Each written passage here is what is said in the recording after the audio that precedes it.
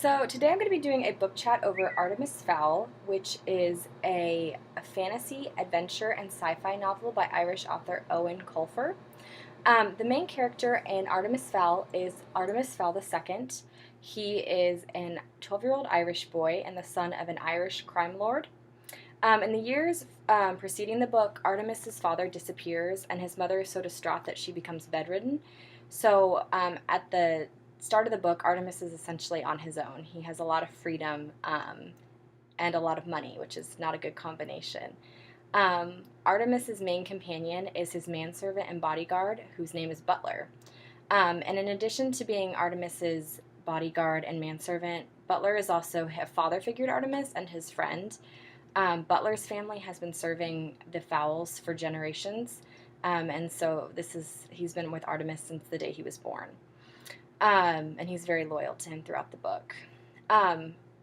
Artemis is very smart, and he has a lot of money, as I said.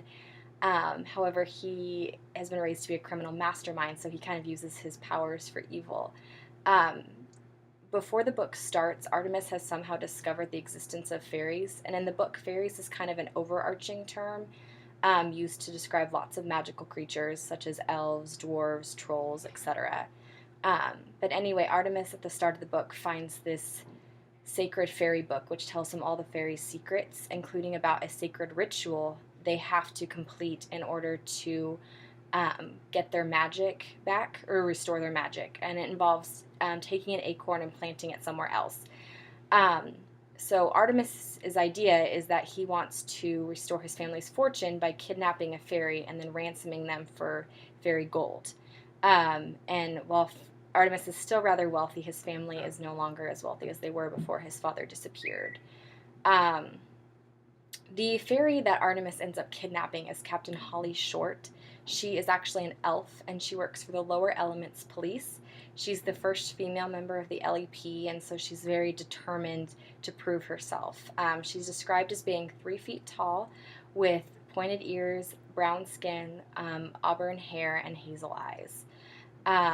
And Holly Short's boss is Commander Julius Root. His nickname is Beetroot because he gets mad frequently throughout the book and his face turns purple.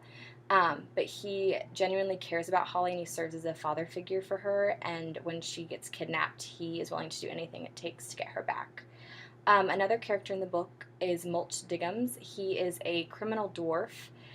He lost his magic for breaking into or for entering human homes without being invited, which is against the fairy rules. And in the book, he is used by the LEP to break into Artemis's house to see if they can kind of figure out where Holly is and if she's okay, and how Artemis knows all this information about them. Some common themes throughout the book are, at the beginning of the book especially, is a theme of greed. Artemis's main motivation for doing all of this is just to get more money to restore his family fortune. However, throughout the book, that theme becomes less important. There's also strong themes of good versus evil. At the beginning of the book, it appears as though Artemis is really evil and the fairies are the good guys, but as the book goes, both sides show characteristics of good and evil. And so by the end of the book, it's neither one is really the good guys or the bad guys. So the book starts off, as I said, with Artemis having this knowledge about fairies and wanting to kidnap a fairy in order to ransom them for fairy gold to restore his family's fortune. He gets his hand on this sacred fairy book and finds out about the ritual. And so with Butler's help, they end up kind of staking out this location and waiting for a fairy to come by to restore their magic, and that is when they happen upon Captain Holly Short. And so I'm going to read you a passage from the book, which is the first time Artemis and Holly meet. Something whizzed over Holly's head, something that glinted in the starlight. Holly had enough on-the-job experience to realize that she was under fire, and immediately curled her elfin frame into a ball, minimizing the target. She drew her pistol, rolling toward the shelter of the tree trunk. Her brain scrambled for possibilities. Who could be shooting at her and why? Something was waiting beside the tree, something roughly the size of a mountain, but considerably more mobile. Nice pea shooter, grinned the figure, smothering Holly's gun hand in a turnip-sized fist. Holly managed to extract her fingers a nanosecond before they snapped like brittle spaghetti. I don't suppose you would consider peaceful surrender, said a cold voice behind her. Holly turned, elbows raised for combat. No, the boy sighed dramatically. I suppose not. Holly put on her best brave face. Stay back, human. You don't know what you're dealing with. The boy laughed. I believe, Fairy, that you are the one unfamiliar with the facts. Fairy? He knew she was a fairy? I have magic, Mudworm, enough to turn you and your gorilla into pig droppings. The boy took a step closer. Brave words, miss, but lies nonetheless. If, as you say, you had magic, you would have no doubt used it by now. No, I suspect that you have gone too long without the ritual, and you are here to replenish your powers. Holly was dumbfounded. There was a human before her, casually sprouting sacred secrets.